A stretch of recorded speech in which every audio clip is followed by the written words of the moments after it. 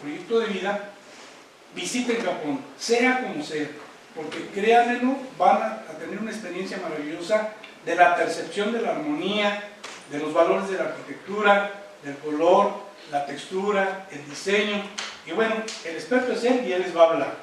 Entonces tenemos el privilegio hoy de que nos comparta sus conocimientos, estudios e investigaciones en un tema muy importante, la armonía en el diseño. Entonces le damos un aplauso.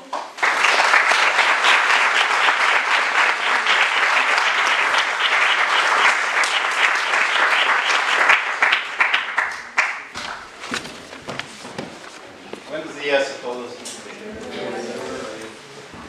Aquí pasó lo que siempre ocurre, no creo que el vecino sabe más de uno que uno. Hay cosas que ni me acordaba y aquí trato de desinformarlas. Pero, bueno, más que darles una plática, la verdad, como lo mencionó, yo soy ingeniero civil, ahí es perfecto, y ya empezamos. Pero sí quisiera felicitarlos también porque el día de ayer fue el Día del Arquitecto, ¿sí?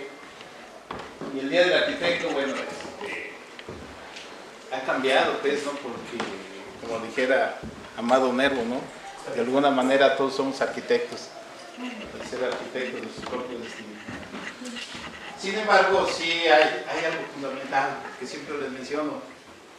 La palabra arquitectura ha evolucionado demasiado.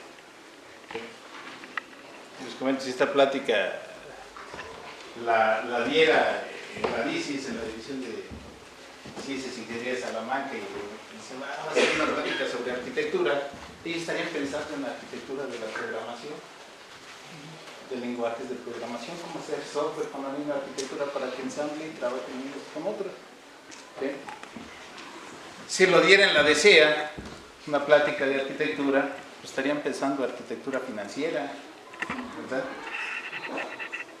Si lo diera en educación, como anda de moda ahora, la arquitectura de la educación, entonces ha evolucionado demasiado la palabra arquitectura, que precisamente eso es bueno, ¿sí? Eso es bueno porque nos permite ver que de alguna manera no hay disciplinas que puedan en la actualidad convivir solas o resolver problemas de manera aislada, ¿sí? Porque yo había dado la verdad otro tema, ¿verdad? Pero como en su casa, ¿verdad? Llega uno y hacen lo que quieren. No, y ya cuando vi que era armonía en el diseño, pues dije, pues bueno, aprovechando que el día de mañana hay una plática con Satoshi Okada, pues dije, les voy a hablar un poco.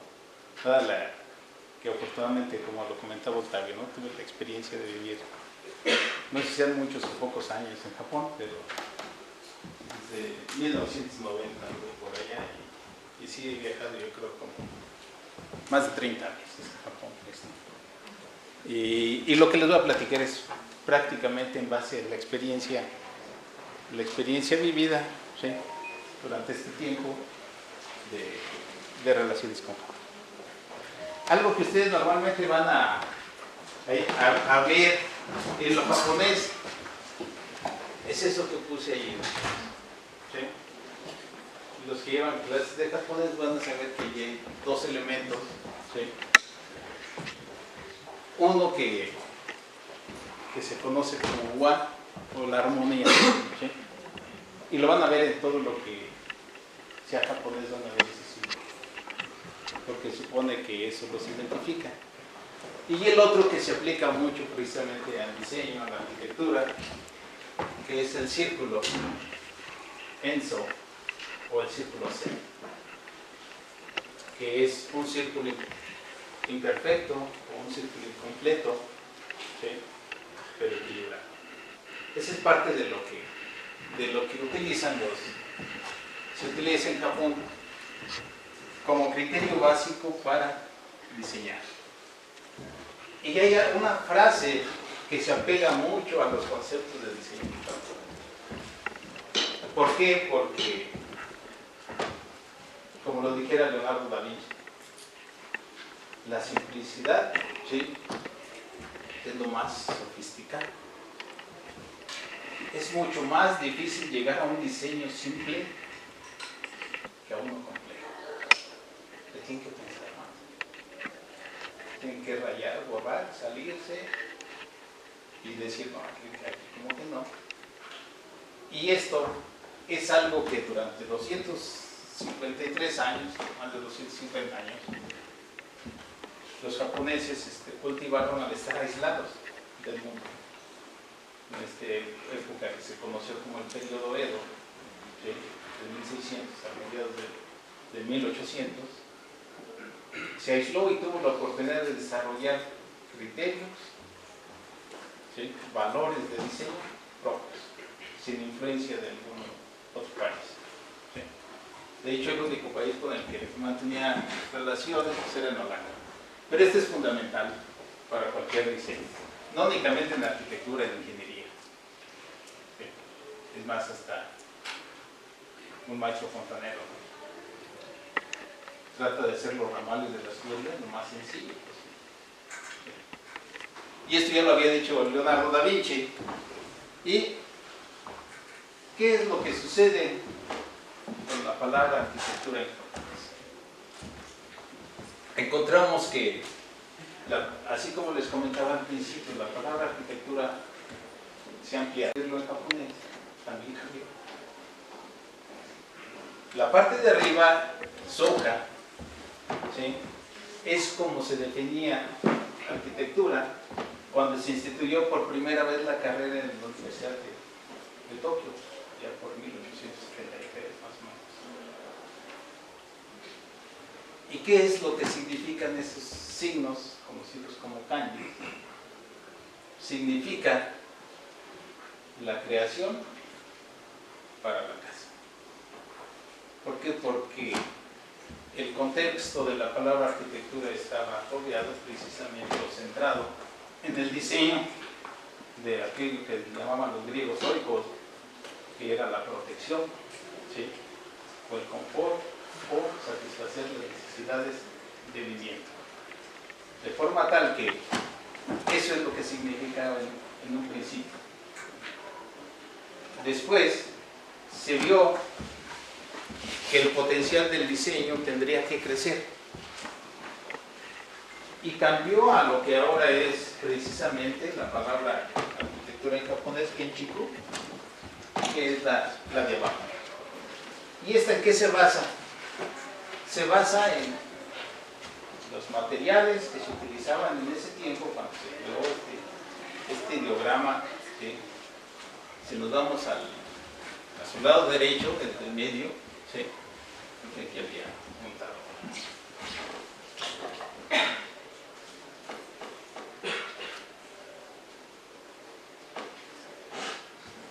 ¿Sí? Este nos indica precisamente los materiales. Esta partecita de arriba es take o bambú, ¿sí? Después, este es el tequí o el de árbol, que es realmente la madera, se utiliza mucho para, como sabe que es madera, ¿sí? Y este que es el de kogu, que son herramientas, o kobo, que es taller. Y este que tiene dos significados es parte de uno más complejo que se llama kawara, que es la cubierta de los espacios. ¿Sí? Y entonces evolucionó, y este es parte de algo que ustedes ya saben. Los 10 libros de Vitruvio. Que además es uno, ¿verdad? ¿Verdad? ¿O quién ha leído 10 libros de Vitruvio? Es uno. Se llama así, ¿verdad? Bueno, entonces, aquí es precisamente, entonces evolucionó a...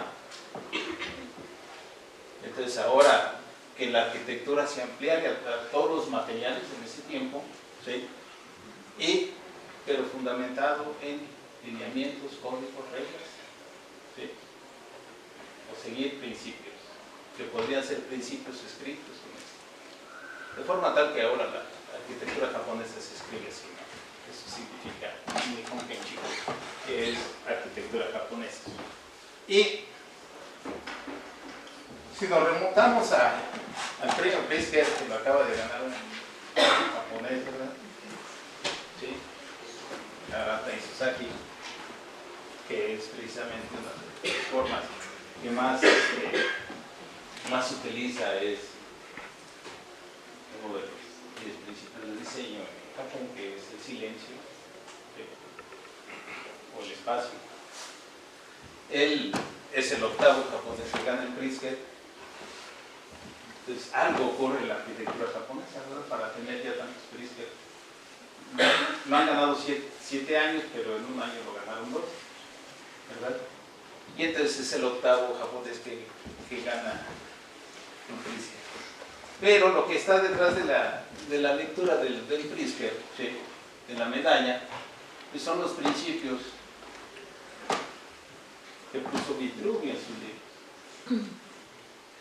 ¿Sí?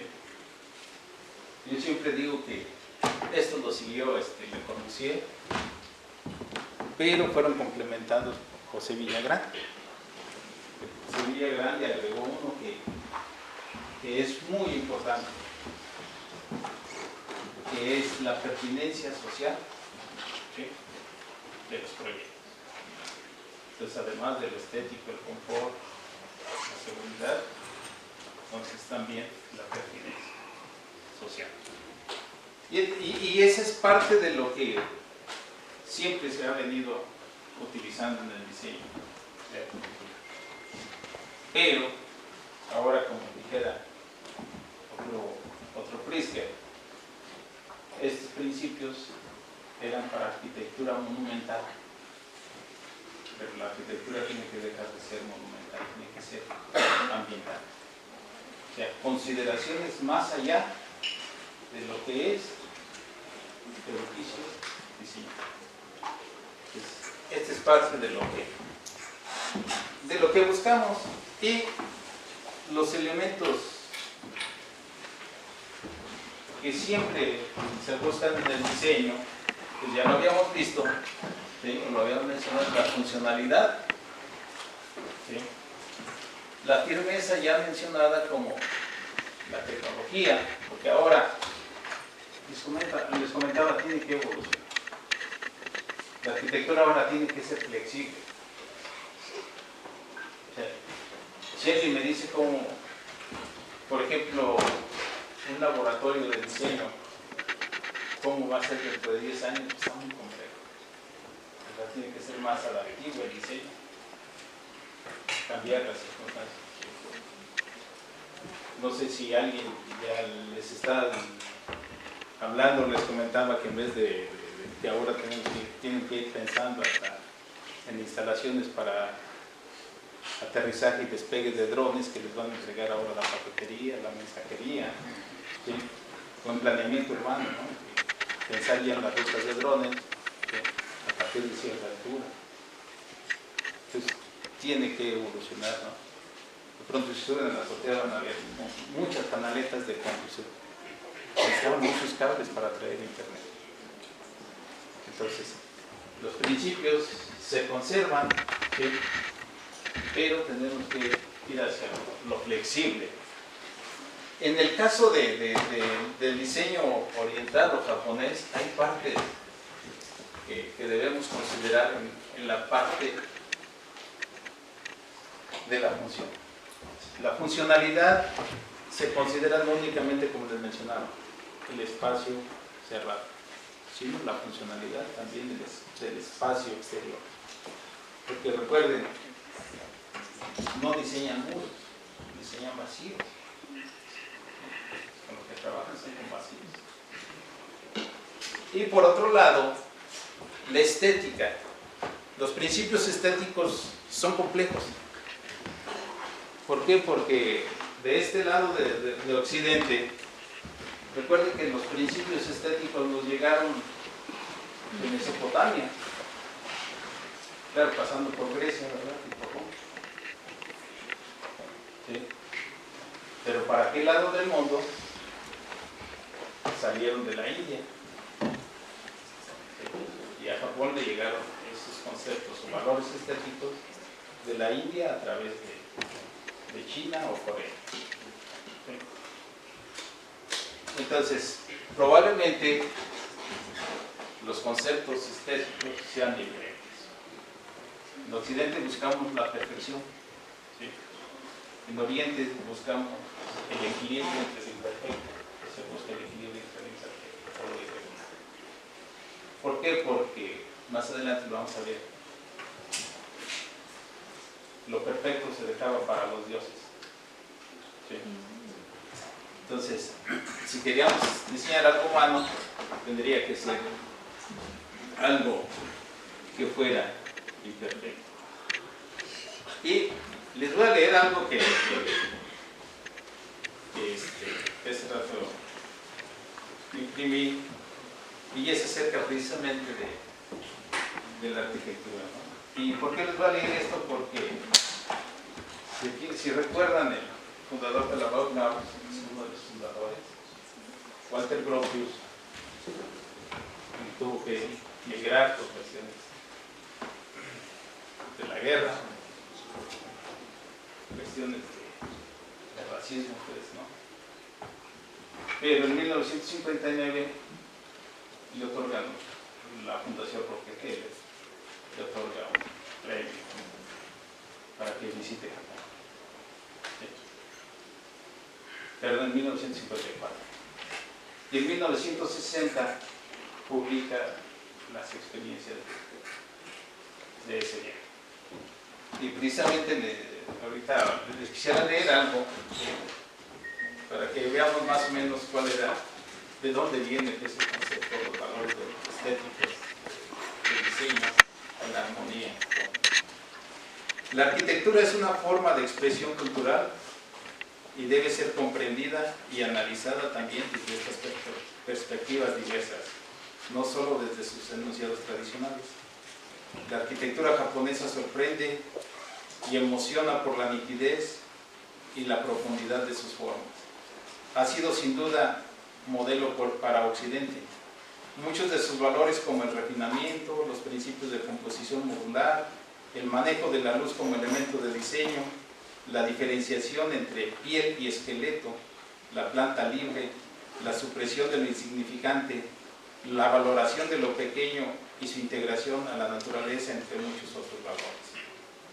Conocer a más profundidad la influencia de la arquitectura y cultura oriental, no solo por su riqueza milenaria, sino porque al ser constantemente influenciado por toda la información gráfica que disponemos hoy en día, se debe tener en claro que la arquitectura no responde a una moda, sino es el resultado de todo un proceso evolutivo que va dando permanente en el transcurso de la historia.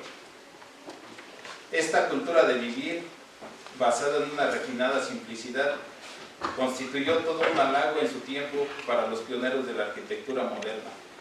Figuras como Frank Lloyd Wright, Walter Gropius, Le Corbusier y Mies van der Rohe tuvieron la oportunidad de visitar esta tierra y apreciar los rasgos más significativos de esta cultura.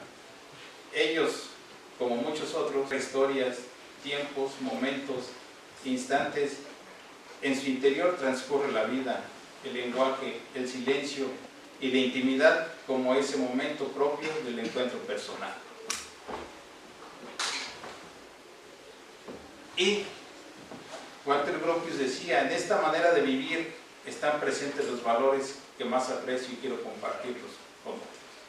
Estoy convencido de que los invaluables beneficios que recibirán los estudiantes de arte y arquitectura contemporánea que realicen una visita al Japón, allí encontrarán sublimes y maduras soluciones a los intrincados problemas actuales del espacio y la escala humana, los mejores medios en el arte para la creación arquitectónica. Y al igual que dijo Walter Gropius, como acaba de decir el maestro Octavio, esta parte de invitarlos precisamente a tener un contacto, ¿sí?, con otro tipo de diseño, de percibir el diseño, siempre enriquece los diseños. Esta es parte de una imagen de la capilla del agua, donde vamos a ir viendo después cómo la sencillez es lo que opera, ¿sí? Tadao Ando, Kenzo Tange, construyó este edificio metropolitano de Tokio, ¿sí?, Los dos tuve oportunidad de visitarlos en 1990, estaba en construcción. El otro me metí en problemas de la capilla del agua, pero la diferencia ¿cuál es en el concepto de arquitectura? Un arquitecto precisamente en el concepto japonés hace el diseño estructural, ¿sí? De forma tal que por eso encontramos que el diseño estructural desde la cimentación hasta la piedra, hasta las azoteas, es realizado por arquitectos japoneses, ¿sí? No es únicamente el diseño del espacio, sino tienen esa percepción completa. La influencia la podemos ver, ¿sí? Que poco a poco Brandon Wright tomó elementos de Kengo Kuma y de Kenzo Tange y empezó a diseñar elementos muy parecidos al diseño japonés. De hecho, como todo, después resultan tan buenos, ¿sí? Que inclusive a Brandon Wright le contratan ya para que diseñe espacios japoneses. Eso cualquiera diría que puede diseñar por un arquitecto japonés, pero no fue así. Las tres son de Brandon Wright. Sí. ¿Y qué es lo que sucede? Lo que sucede es de que cuando aprenden el diseño en armonía y simplicidad, van a ver que aunque nada más utilicen 4 elementos en sus proyectos o 4 materiales en sus proyectos, pueden ganar premio Pritzker, y no se complican, y su catálogo de conceptos es nada más 4 materiales, y eso es lo que realizó Tadawa. Todas sus obras, 4 materiales, no se garantía, ¿verdad? Sin embargo, precisamente lo que se evalúa es el diseño simplificado, ¿sí? Y esta evolución de cambiar el nombre de la designación o los caracteres o ideogramas, o los kanjis, como se mencionaba, la arquitectura tenía que ver precisamente porque la arquitectura tiene que estarse consciente de que está ubicada en un ambiente, en un entorno rodeado por naturaleza, rodeado, como lo mencionaba Villagrán, por condiciones sociales, pero por valores culturales, como parte de estos valores culturales religiosos. Y esto nos lleva precisamente a hacer diseños que tengan sustentabilidad o aceptación en todos los ámbitos. Y entonces aquí vemos precisamente que es muy importante entonces el entorno para ir adaptando los diseños. Y además es importante ver que es un entorno cambiante, dinámico. Una ciudad, que no lo quieran creer, es un ser viviente, ¿sí? Que evoluciona, que cambia, muchas veces de la noche a la mañana, pero de igual manera su proyecto debe de considerar esos cambios en el entorno. No es lo mismo que vayan a diseñar algo en un entorno cuando hay pura nieve alrededor, ¿verdad? O cuando es completamente de lluvia, primavera, ¿sí? O cuando hay iluminación o no hay iluminación en el entorno. Entonces, el origen pues, del diseño, de la palabra arquitectura, se fundamentaba porque les decía, había únicamente, la arquitectura se centraba únicamente a cuestiones divinas, los santuarios, los templos, ¿sí? O a cuestiones más de casa. Entonces, por eso los caracteres que identificaban la palabra arquitectura se centraban a estos elementos. Y algo que gobernó mucho el diseño fueron los santuarios, porque les decía, la religión hay que tomarla en cuenta muchas veces. En Japón prevalecen dos religiones, Y ya casi hay una tercera.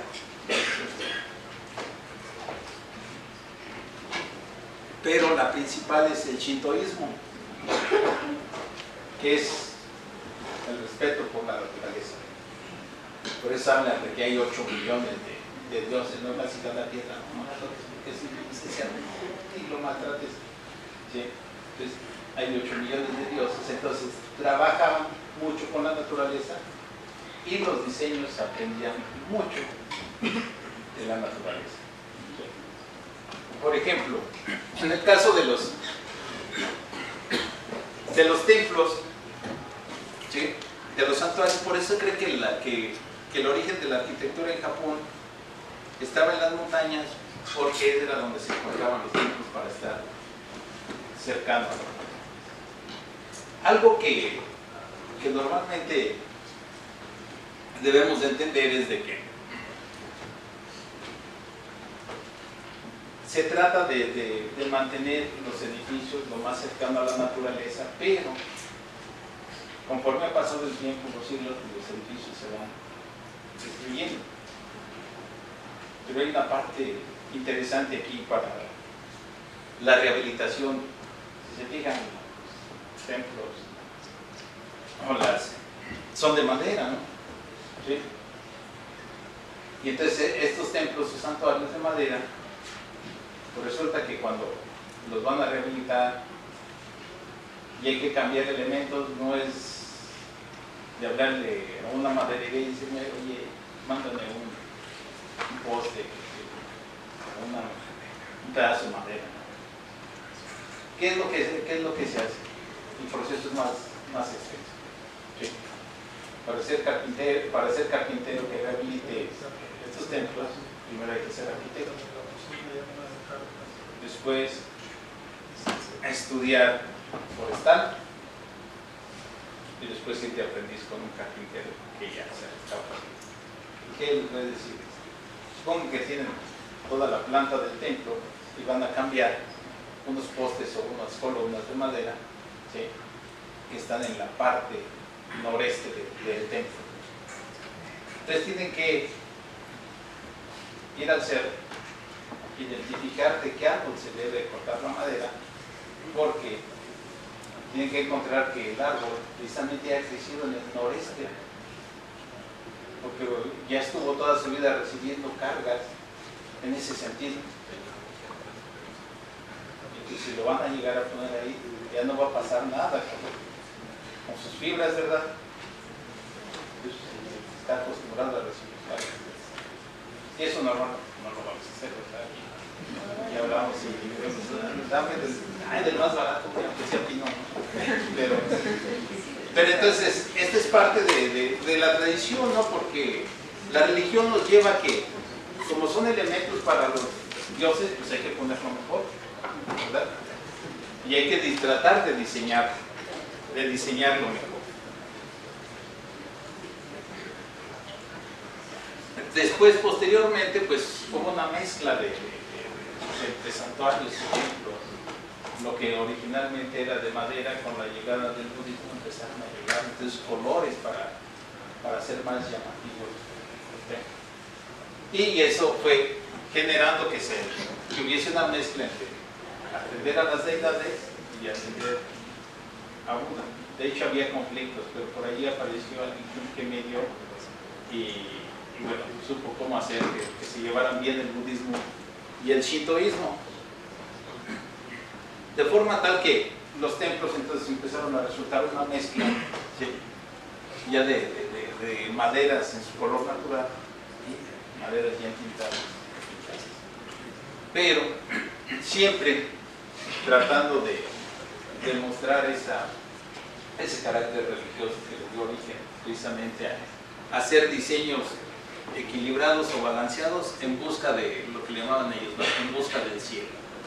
Y empezaron a cambiar, empezaron a implementar, ¿sí?, elementos de metal, los cuales pues también les empezaron a darle más funcionalidad. ¿Por qué?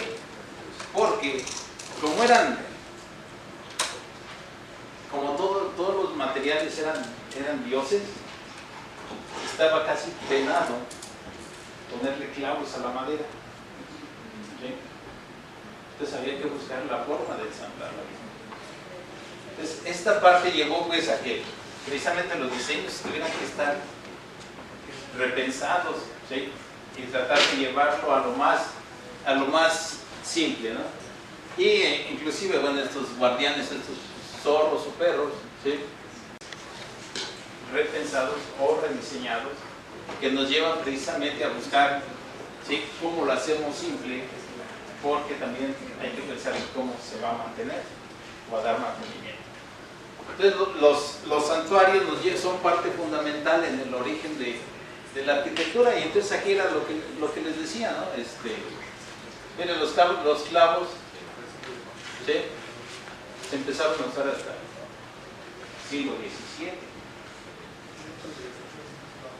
Entonces esta era parte fundamental, ¿no? Y cómo los sostenían los espacios, pues buscando trabazones o trabas, de forma tal que no se movieran, ¿sí? Que soportaran cargas y que además fueran se desarmaran o se ensamblaran cuando había que cambiar alguna pieza. Por eso habría que buscar lo sencillo en el diseño, a pesar de que se vea complejo, hay una forma de irlo desensamblando.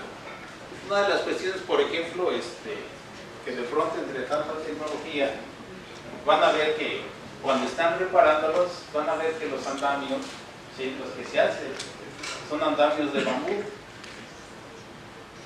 y es simple y sencillamente para evitar que haya filos en el andamiaje y golpeen la madera, ¿cierto? Lo que está construido. Está muy antiguo, ¿por qué lo hacen de bambú? Pero es precisamente pensar cómo evitar daños en el diseño. Posteriormente las casas reflejan más, porque como allí las casas y los castillos habitan personas, pues habría actividades diferentes que realizar y habría que protegerlos de diversos climas o condiciones. ¿Sí? Algo que es muy común y que esto era digamos las casas de campo para los agricultores, ¿sí? Sin embargo, habría que considerar que se construye una casa cada 50 años, que había que cambiarla cada 50 años. ¿Por qué? Porque como la techumbre era de paja, pues con la nevada, las condiciones de humedad empezaba a entrar en estado de putrefacción la paja y se iba penetrando. Entonces habría que planear para que dentro de 50 años, ¿sí? Le tocaba cambiar la techumbre de esa casa, pero eso se hacía sobre la comunidad. Entonces, de forma tal que cualquier residente que llegara a una comunidad, pues había que ponerlo en lista, pero todos tenían que colaborar en hacer estas techumbres, ¿sí? Lo que lograban era precisamente el aislamiento de la nieve, y todas las casas, el clima lo que hacía era que tenían que estar levantando el piso, ¿sí? ¿Para qué? Para los mismos materiales que nos requerían de ventilación o permanecer lo más seco posible. Después, esto fue evolucionando cuando ya aparecieron los emperadores. Por ahí en alguna época aparecieron. Y como buenos emperadores, entonces trataron de dictar su estilo. Entonces en Japón podría decirse que el diseño estuvo dictado también por tres épocas. La primera que fue por los emperadores, ¿sí? Conocido como el estilo Shinden, y después cuando los emperadores fueron perdiendo poder, llegaron los militares y ellos crearon su estilo de Shoin. Y después ya los militares pues, fueron perdiendo también poder económico y llegaron los comerciantes, y entonces empezaron con su estilo que se conoce como Sukiya, que es caracterizado por algo que nos va a ser muy familiar, ¿sí? Entonces al principio este era el estilo de los emperadores, ¿sí? Normalmente siguió porque se empezó a ver que en todos los jardines tenía que haber zonas húmedas, pequeños lagos, pero era como, digamos, en la época del barroco. Era muy rebuscado porque eran los que gobernaban. Y el estilo Shinden pues, prevaleció mucho tiempo, pero después cuando llegaron los militares cambió y lo que eran columnas verticales las hicieron cuadradas y empezaron a trabajar con espacios amplios para sesiones, ¿sí? De estrategias o reuniones, inclusive de eventos de show, pero empezaron a trabajar con la modulación, que es otra de las características. Y esta parte de la modulación pues, fue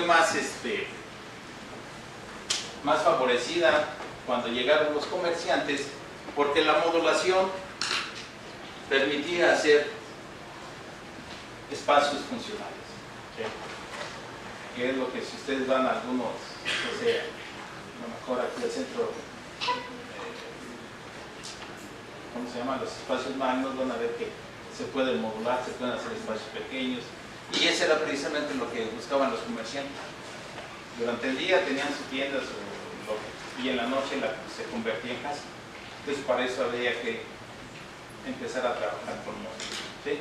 Y una de las cuestiones que se empezó a utilizar mucho desde que era digamos, el estilo militar fue el surgimiento del tatami. El tatami, que es como se practica en karate, que sabes que es el piso, ¿no? Entonces esto favorecía porque, bueno, ya inclusive ya no había que tener camas, ¿verdad? Y directamente se dormía, y esos fueron los estilos. Posteriormente, ¿qué es lo que sucede entonces con la estética de la arquitectura ya más reciente en Japón? Pues siguió ¿sí? principios o criterios de valor para que, digamos, empiecen a despertar el gusto por la belleza y por un concepto estético enfocado en algo diferente, en el equilibrio, en la imperfección y el equilibrio en los materiales. De forma tal que empezaron teorías para la estética arquitectónica, y estas teorías llevaron a mezclarse con principios religiosos que nos favorecen mucho, el taoísmo, el zen, ¿sí? Y entonces dijeron, ¿sabes qué? Pues el diseño tiene que estar fundamentado desde el punto de vista del Tao, que es buscar simple y sencillamente que luzca algo que no necesariamente es perfecto. Entonces, fundamentalmente hay que buscar la armonía. Y se fijan ahí en la imagen, pues es una piedra que se puede encontrar en la calle, o en un río, ¿verdad? Pero lo interesante es cómo hacer que esa piedra se convierta en algo estético, ¿sí? Logrando un equilibrio con valores. Entonces el taoísmo llegó entonces a tener la armonía como principal y a centrarse. Que muchas veces vas a observar algún diseño, algún edificio, algún monumento, dependiendo de tu estado de ánimo con los sentidos. La perspectiva con lo que vas a mirar, lo vas a observar, va a ser diferente. Y la naturaleza es fundamental en el taoísmo. ¿Por qué? La naturaleza no es regular. Hay una irregularidad enorme en la naturaleza. Pero dentro de esta irregularidad vas a lograr el equilibrio, el balance y la armonía.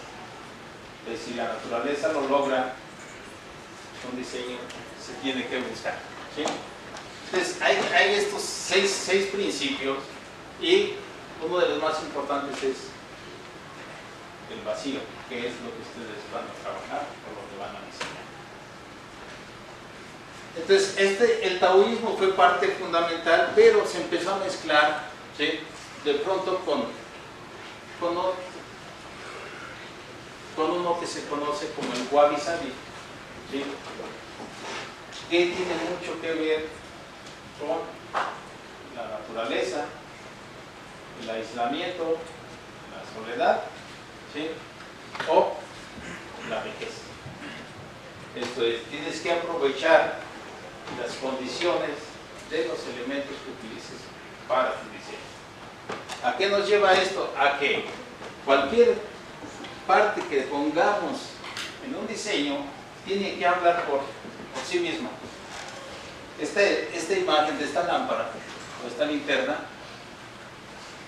por sí sola refleja, nos dice más o menos, nos puede decir de qué edad tiene, ¿no? De qué época fue, ¿sí? Y ese es a lo que se refiere el wabi-sabi. Vamos a hacer que los elementos naturales, ¿sí?, luzcan o sean estéticos, y que el tiempo que tiene el material o lo que estamos poniendo también luzca. O sea, para algunos de nosotros, que lo viejo también luzca, ¿verdad? Ese es parte de lo que tenemos que considerar. Y la armonía se encuentra entre más simple sea el diseño, ¿sí?, y mejor utilicemos el espacio.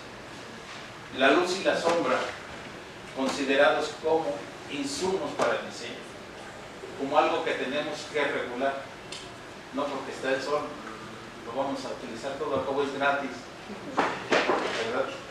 Tenemos que saber qué es lo que queremos, ¿sí?, cuánta cantidad de iluminación requerimos, y la sombra, cómo la sombra nos va a hacer ocultar, reducir una parte de nuestro espacio que estamos diseñando, porque acuérdense, al final del día lo que estamos diseñando son espacios. Hay un concepto, ¿sí?, muy interesante que me generó unos conflictos, que es el ma, ¿sí? El ma, o el vacío, ¿sí?, o un espacio, es importante porque es como en la música. En una composición hay silencios, ¿verdad?, o hay espacios, y eso hace lucir aún más la composición. En la arquitectura, el ma, o este espacio vacío, lo que indica es un cambio de un ambiente a otro, que muchas veces es un cambio de la parte humana a lo celestial o las deidades. Por eso cuando llegan a los santuarios, a los templos, siempre van a encontrar algo así, que les indica que están transitando de un espacio a algo más elevado. Y esta es. La otra es algo que se utiliza mucho, les digo, depende del clima, que es el engawa, que son corredores alrededor, que tenían la función de evitar molestias a quienes estaban dentro. Entonces, por fuera podías llegar a cualquier espacio que requirieras. Entonces, ese es el famoso engawa que se utiliza mucho. Pero lo más importante del diseño en armonía o equilibrado es el teísmo o la ceremonia del té. En Japón es lo más perfecto que puede haber, la ceremonia del té.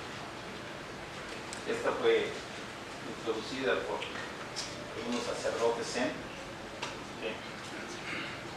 en Japón. ¿Y qué es lo interesante de la ceremonia del té? Pues con el imperfecto de lo que se utiliza en la ceremonia del té, tienes que lograr la perfección.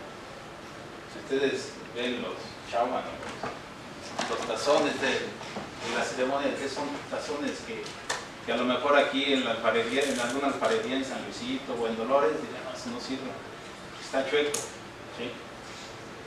Pero es precisamente saber lucir o encontrar la armonía o o el balance en lo imperfecto. Entonces, la ceremonia del té, ¿sí?, tuvo mucho que ver en el diseño y en la cultura japonesa. Por eso se crearon las casas, los jardines de té o las salas de té, porque era un espacio de aislamiento, de equilibrio. Inclusive, una característica de estas casas o salas de té es que no tienen puerta. Digamos, tienen una media puerta. Las medidas en Japón no son metros cuadrados, ¿sí?, son tatamis o yo, ¿sí?, entonces miden un 80 por 90 aproximadamente. Esos son, entonces cuando ustedes van no sé, a rentar una casa, un departamento, una habitación, les dicen, no, pues es de 6 yo o 9, entonces les dicen de cuántos tatamis son, no les dicen cuántos metros cuadrados. Entonces la taza de té tenía un tatami a media altura, entonces era una puertecita de 90 centímetros de altura. ¿Qué era lo que se buscaba primero? Para entrar a estas salas, ¿sí?, de té, donde la ceremonia de té, o era el cuarto donde regañaban a las personas, y lo utilizan mucho las familias, cuando te visitan ahí y dices, algo pasó. Porque para entrar hay que agacharse. Entonces hay que mostrar humildad primero, antes de ingresar. ¿Sí?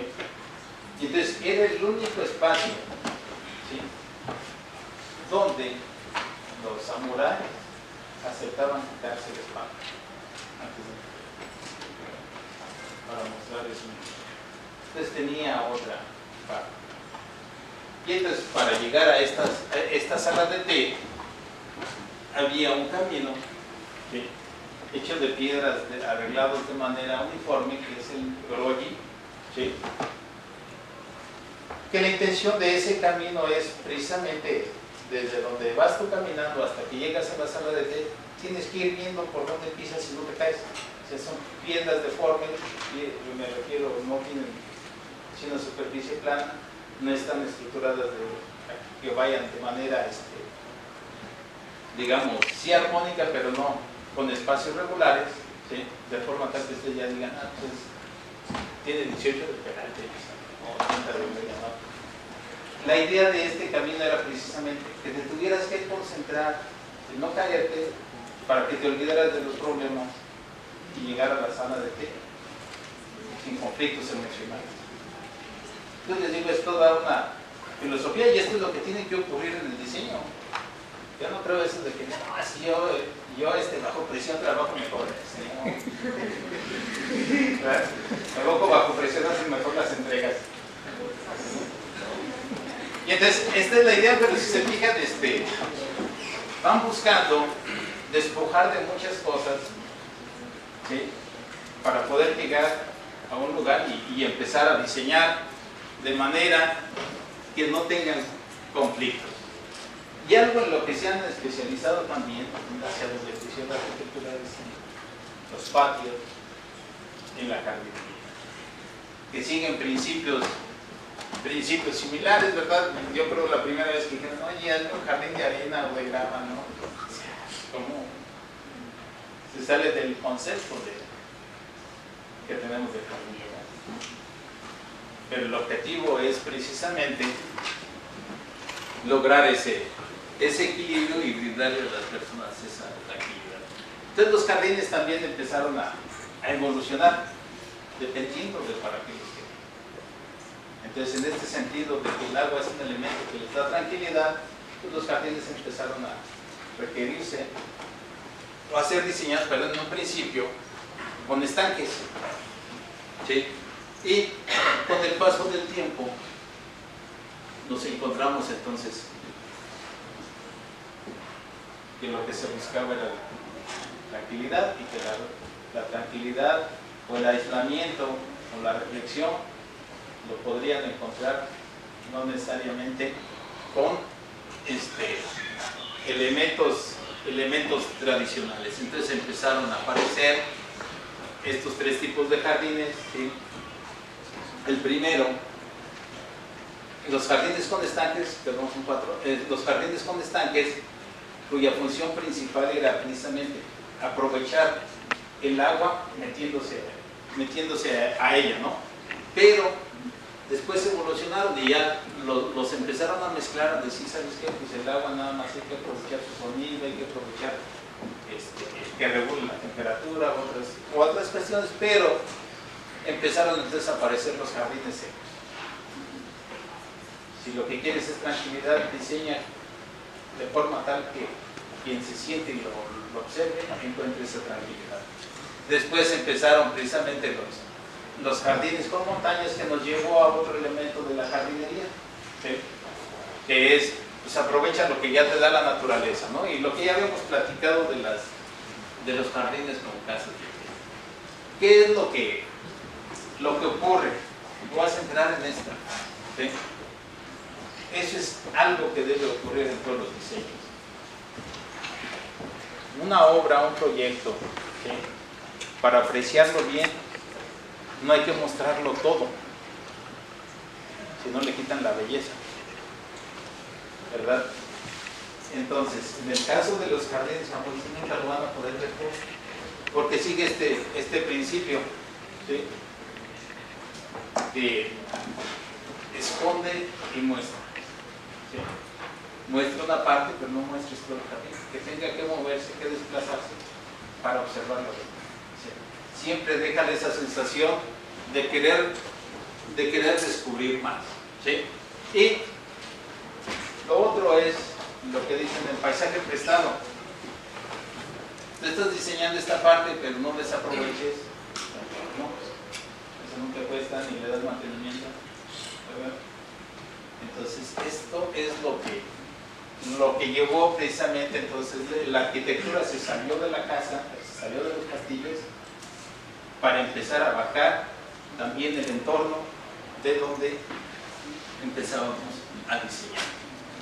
Y ya después empezaron a meter más elementos como la linterna, y si se dan cuenta, independientemente de si lo podemos ver completo, si es un jardín con agua, un jardín seco, lo que busca es brindar tranquilidad y seguridad a quien está en él.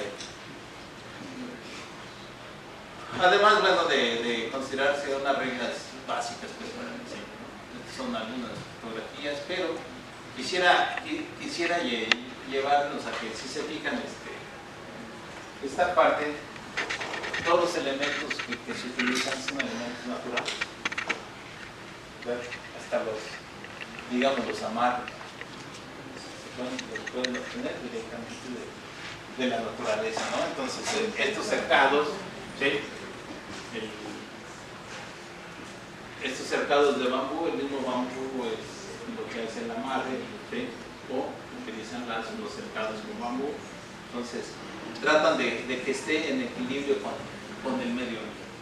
Entonces, digo, independientemente de cuál sea la idea, hay por ahí una historia que no sé qué tan cierta sea, ¿verdad? Pero resulta que un sacerdote siempre le ordena a uno de los aprendices que vaya a limpiar el jardín, y entonces porque lo limpia casi perfectamente, y va el sacerdote y le dice, no está bien limpiado. Entonces va otra vez y ya saca hasta la última basurita que había, de forma tal que ya le dice, no, pues es que ya lo limpié, y dice, no, es que no está bien. Y entonces lo que hace el sacerdote, mueve el momilli o el árbol que da esas, y a que nos llevan a la que precisamente, si se fijan, no necesariamente es llevarnos al extremo lo que sea. Entonces de aquí, de toda esta historia, pues surgen 10 principios para el diseño japonés. ¿Sí? Y estos 10 principios muchas veces es difícil traducirlos, ¿verdad? Entonces se nombran igual. ¿Sí? Así como les decía, estos 10 principios, bueno, aquí vamos a ver precisamente el Kanso el que está en negro, más o menos lo que significa, y es la simpleza del diseño. En otras palabras es, quítale lo que le sobre al diseño. ¿Sí? Entonces por eso se habla de la simpleza, la eliminación de los excedentes. Entonces, no pensar en términos de decoración como ponerle cosas. ¿Sí? Ese es el primer principio de diseño. Entonces, simple, eliminar los excedentes. El segundo, que tiene mucha relación con esta parte que decíamos de que la naturaleza nos presenta cosas asimétricas, pero en equilibrio o balance. El Q15, ¿sí? Entonces la asimetría o la irregularidad tiene mucho que ver con lo que les mencionaba al principio, el círculo centro. Este círculo incompleto, ¿sí? A pesar de que está incompleto, está balanceado o en equilibrio. Entonces, un diseño no necesariamente tiene que llevar las formas perfectas o regulares. Por eso les decía, en la creencia, en la religión, decía es que lo regular o lo perfecto simplemente va a estar en los templos, que es donde están los dioses. Lo demás tiene que tener esas muestras de que es hecho por humanos. ¿Sí? Entonces, este es precisamente algo que tenemos que aprovechar de la asimetría para encontrar un balance en la simetría. Y hay otro término que es interesante que dice, ¿sabes qué es? Hay que aprovechar lo áspero de los materiales o lo amargo de los materiales para hacerlo. Este tercer principio es la belleza que puede ser respetada. Y eso hay que tenerlo en cuenta porque esto es lo que llevó, ¿sí? Junto con los A, el minimalismo en su máxima expresión. Y el cuarto principio es el que mencionábamos hace rato, la naturaleza, la arquitectura saliéndose del edificio para aprovechar la naturaleza y realzar, ¿sí? Lo que hayas diseñado.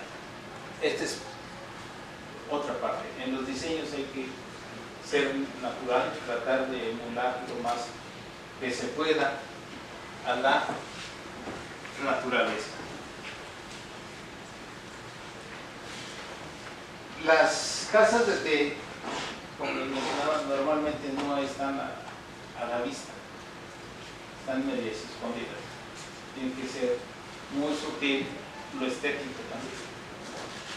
Y entonces el yuge, que es la sutileza, es la que se utiliza mucho en las casas de té o en los jardines. La belleza escondida. Ve dando vueltas y te vas dando cuenta cómo la sombra resalta cosas o cómo la luz controlada te ayuda a lucir algo, que es muchas veces lo que pasa con los edificios cuando los iluminan todos rosas o todos verdes, ¿no? La fachada, en vez de resaltar los volúmenes, las aplanan, ¿verdad? Entonces aquí lo que tratamos de ver es que la belleza hay que resaltarla, pero con sutileza para que destaque. La otra, ¿no? La libertad en el diseño. Se tiene que sentir uno libre para diseñar. Si no, se siente uno libre o con esa rigidez, lo que haga uno no le va a terminar no gustando, porque siempre estaba, digamos, oprimido en el diseño. Entonces, esa libertad de salirse de los cánones, tenemos que utilizarla mucho en el diseño, ¿no? Entonces es ir más allá de lo convencional para que pueda evolucionar la arquitectura. Y la tranquilidad, ¿sí? O el silencio es algo que se logra en los jardines. Y a partir de ahí fue cuando con este signo que Shizuka es precisamente silencio, ¿sí? O tranquilidad, Esto fue el que dio origen precisamente a los primeros jardines de gravilla, ¿sí? Encontrar la tranquilidad de diferentes formas. Otra de los elementos, además del sillaco, de tranquilidad, es el principal. Ese, les digo, donde quiera lo van a encontrar. Para cualquier cosa que sea japonesa lo van a encontrar, porque es armonía. ¿Sí? Estuvo muy de moda esta palabra 1925, ¿sí? 1925, porque fue una era que se llamó Showa en Japón, que era la época de la armonía. Y entonces empezó a escribirse tanto, de forma tal que cuando quieren comida japonesa tienen que utilizar el wa, ¿sí? Decir washoku, ¿sí? Si quieren un hotel, una habitación de estilo japonés, tienen que decir washitsu. Entonces así se lo tienen que. Entonces, para todo lo que escuchen quiere decir que netamente japonés, pero que lo que van a tratar de encontrar es armonía y equilibrio, ¿sí? Entonces, por eso dice que el wa estéticamente es fundamental para cualquier buen diseño. Ese es el máximo de Japón. Pero en la arquitectura moderna también se llevó aquello de la arquitectura tradicional, el ma. Y aquí el ma equivale a este espacio vacío, ¿no? Que indica una transición de un ambiente a otro. Eso es. ¿A qué nos lleva esto? Que en un diseño, cualquier elemento que le pongamos, tenemos que saber por qué se lo ponemos. Si le ponemos algo y no sabemos por qué, pues ya estamos en problema. Y el último, que es muy de las obras de Tadao Ando y Toyo Ito, ¿sí? La belleza del blanco profundo, o la belleza natural de los materiales. No cambiarle su color, no cambiarle su textura, ¿sí? Este es el último de los 10 principios para el diseño, la armonía en Japón. Entonces, si se fijan, todo lo que es de esta arquitectura zen, diseño zen, tiene estos principios, ¿sí? Y lo más adecuado con lo natural de los materiales. Entonces, vamos a ver cómo se repiten esos conceptos de manera rápida en las obras de varios arquitectos japoneses, ¿no? Este es, pues ya lo habíamos visto, de Tadao Ando, pero fíjense, este es invierno, ¿sí? Y este es primavera. O sea, el diseño lo tienen que pensar cómo va a cambiar el forma, ¿sí? Acuérdense, Tadao Ando no era arquitecto, ¿sí? Y la arquitectura existía antes de que existieran los arquitectos, ¿verdad? Bueno, entonces, esa parte la vamos a encontrar porque gobierna mucho los diversos elementos y aprovechar lo exterior utilizando el mínimo de materiales. Este también es otro templo, otra capilla, pero esta es la de la luz, ¿verdad? Entonces, no apaga luz y tiene su luz iluminada, ¿verdad? Uno de los problemas con estos espacios es de que, por ejemplo, este está en condiciones críticas porque alrededor está demasiados cables, ¿sí? Que impiden que se vea como fue en un principio este edificio. Cables de energía eléctrica, cables de telefonía. Pero si se fijan, no hay muchos materiales, no le están pintando en concreto, no están alterando nada más que utilizando de manera adecuada, ¿no? Y el mar, les digo, lo tienen muy arraigado en sus creencias, en sus diseños, ¿sí? Inclusive tratan de llevarlo a la. Y bueno, este puede ser hasta de Frank Lloyd Wright, pero es de Tadawando. Y después ya vemos Toyo Ito también como trata de trabajar con fórmulas orgánicas parecidas a la naturaleza, pero también sin mucha variación de materiales, ¿no? En el caso de Toyo Ito, lo que hace es volverse experto en emular la naturaleza, ¿sí?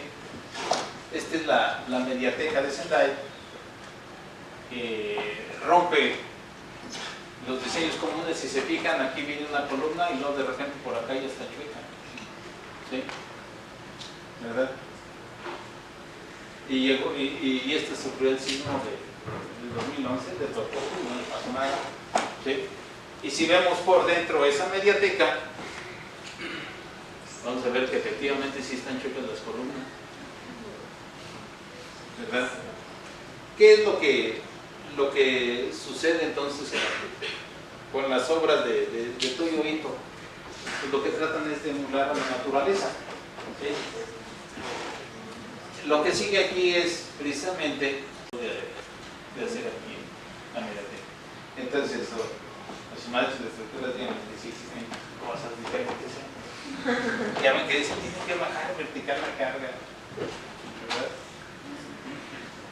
Bueno, ya los mañanas como quieran, pero esta parte es la obra que nos muestra esta congruencia con los principios, ¿no?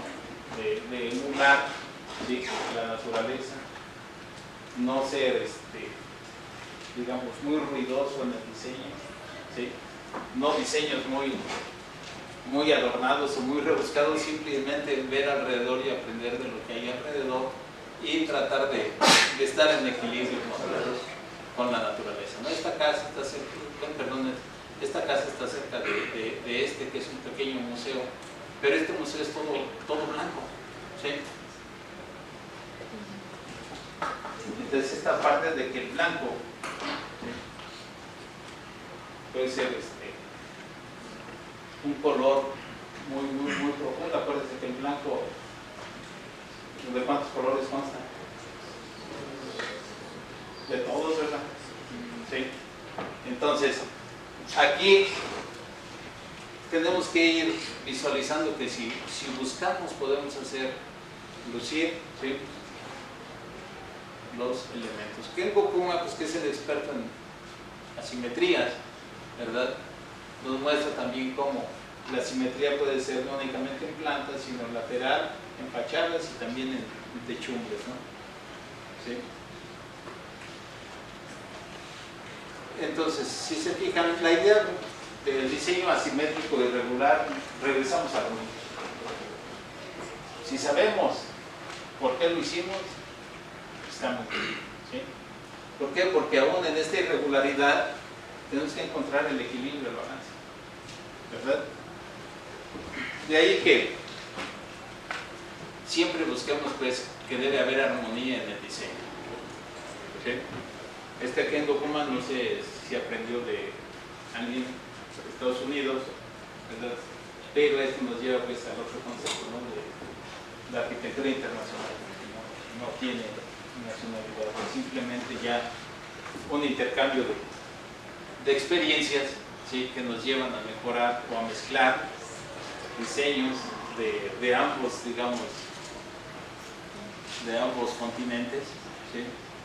Y aquí aprovecho para hacer un anuncio y invitarlos a que mañana vayan a la conferencia de Satoshi Okada, ¿no?